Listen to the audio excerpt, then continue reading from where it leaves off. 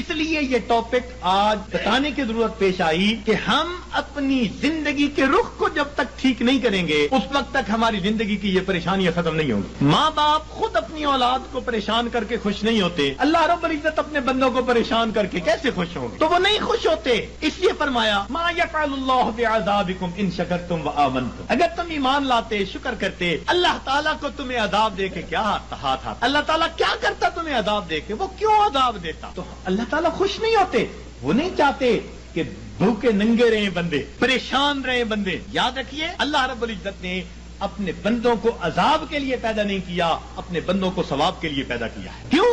فرمایا ان اللہ بالناس لرؤوف الرحیم. جب رؤوف الرحیم ذات ہے تو وہ کبھی پریشانی میں اپنے بندوں کو نہیں ڈالنا پسند کرتے. ہم خود پریشانیوں میں پڑتے ہیں, ہم پریشانیوں کو دعوتیں دیتے ہیں, بھاگتے ہیں پریشانیوں کی طرف. کس طرح سے؟ اپنے رب کے حکموں کو توڑ کے, اپنے محبوب کی سنتوں کو چھوڑ کے. کون سا گھر ہے آج بتائیے تو صحیح کہ جہاں نبی علیہ الصلوۃ والسلام کی سنتوں کو ذبح نہیں کیا جاتا؟ الا ماشاء اللہ. نیکوں کے گھرانوں میں بھی کوئی نہ کوئی فرد ایسا ہوتا ہے جو من مرضی کا مالک, نہیں حکم چلتا دوسرے کا, نہیں اختیار کسی کا. آج ہمارے گھر, گلی کوچے, بازار نبی علیہ الصلوۃ والسلام کی سنتوں کی مذبح گاہیں بن چکی ہیں. اور پھر ہم کہتے ہیں کہ ہمیں پرسکون زندگی نصیب ہو جائے. رہنا دریا میں مگر مجھ سے بیر, رہنا دنیا میں اور دنیا کے پیدا کرنے والے کو ناراض کر کے, تو کیسے پرسکون زندگی گزاریں گے؟ ایک صاحب آئے, بڑی فیکٹریوں کے مینیجر تھے, آنسوؤں سے رونے لگے. حضرت میں اتنا پریشان ہوں, میں آپ کو بتا نہیں سکتا, میرا خرچہ پورا نہیں ہوتا. بھئی ہے کتنا؟ بس حضرت 2 کاریں دی ہوئی ہیں, میرے لیے علیحدہ, بچوں کے لیے علیحدہ. کوٹھی لے کے دی ہوئی ہے, کوٹھی پر چوکیدار, باورچی اور گن مین سب مالکوں کا, پٹرول مالکوں کا, بیمار ہو جائیں تو ڈاکٹر کا خرچہ مالکوں کا, اور ٹیکس ویکس ہو تو مالکوں کا. اور حضرت مجھے صرف 75,000 مہینے کے ملتے ہیں. 75,000 مہینے کے ملتے ہیں, سارے باقی خرچے مالکوں کے, اور آنسوؤں سے رو رہا ہے کہ حضرت میرے خرچے پورے نہیں ہوئے.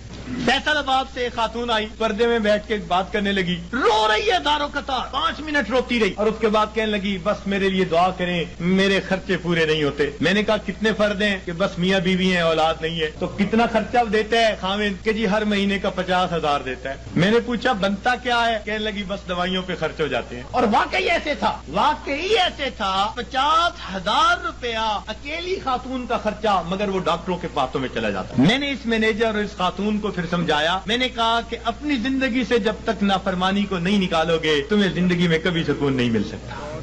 تمہارے مال سے اللہ نے برکت نکال لی ہے. تمہارے 75,000 کیا 75 لاکھ بھی ہوں گے تو تمہاری ضرورتوں کو پورا نہیں کریں گے. برکت اللہ تعالیٰ نکال لیتے ہیں. اتنا کماتے ہیں, ضرورتیں اتنی, پریشان. اتنا کماتے ہیں, ضرورتیں اتنی, پھر پریشان. لنگوٹ باندھ کے میدان میں اترتے ہیں. اب اس پریشانی کو تو ختم کر دینا ہے, اگلی پریشانی اوپر سے آ جاتی. پہلی ختم نہیں ہوتی, دوسری اوپر سے, پھر پریشان پھرتے ہیں. کہتے ہیں جی بس رول کے زندگی گزار رہے ہیں. ایک صاحب کہنے لگے کہ جی کسی نے شعر لکھا ہے, ایس دکھی حیاتی دے پینڈیاں وچ, ایس دکھی حیاتی دے پینڈیاں وچ, کدی راہ پہ گئے کدی بھلدے رہ, ایک دیوا امید دا بلدا رہا, لکھ چکھڑ انیریاں دے چلدے رہ, پت جھڑ دے جھڑے ہوئے پتیاں وانگ, اسی تیرے جہان وچ رلدے رہ, پر دامن امید دا چھڈیا نہ, اسی نار تقدیر دے گھلدے رہ. تو میں نے کہا کہ بھئی تمہیں پت جڑ کے جھڑے پتے کی طرح رولنے کی ضرورت ہی کیا ہے؟ کیوں ضرورت ہے؟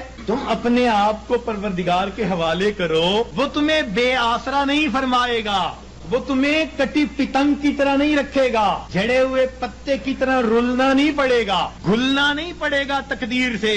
وہ تقدیر بنانے والے کے ساتھ اپنے آپ کو نتھی کر لو, پھر دیکھو کہ وہ پروردگار کیسے سکون اور اطمینان کی زندگی عطا فرما دیتا ہے. تو ہمیں آج جس سے بھی پوچھیں, کوئی کہے گا بھائی نے پریشان کیا, کوئی کہے گا پڑوسی نے پریشان کیا, بیوی نے پریشان کیا, اولاد نے پریشان کیا. ہمیں کسی نے پریشان نہیں کیا, ہمیں ہمارے گناہوں نے پریشان کیا ہوا ہے, ہمیں ہمارے نفس نے پریشان کیا ہوا ہے, ہمیں شیطان نے پریشان کیا ہوا ہے. تو دشمن ہمارے 2 ہی ہیں, نفس اور شیطان, اور دونوں گناہ کروا کے ہمیں پریشان کر دیتے. ہم گناہ کرتے ہیں سکون کی خاطر, اور گناہوں سے اور بے سکونی بڑھتی ہے. میر کیا سادہ ہے بیمار ہوئے جس کے سبب اسی عطار کے لونڈے سے دوا لیتے ہیں. جن کاموں سے پریشان ہوتا ہے بندہ, سکون حاصل کرنے کی خاطر ان کاموں کو کرتے پھرتے ہیں. تو یاد رکھیے کہ گناہ ظاہر میں خوبصورت نظر آئے, اس میں لذت محسوس ہو, اس میں وقتی طور پر اطمینان محسوس ہو, مگر حقیقی طور پر اس میں دل کی پریشانی ہوا کرتی ہے، اور جتنا ہم گناہ کریں گے اتنا ہماری زندگی میں پریشانی آئے گی۔ یہ اللہ والے جو گناہوں سے اپنے آپ کو بچا لیتے ہیں، اللہ تعالیٰ ان کی زندگی کو سکون عطا فرماتا ہے۔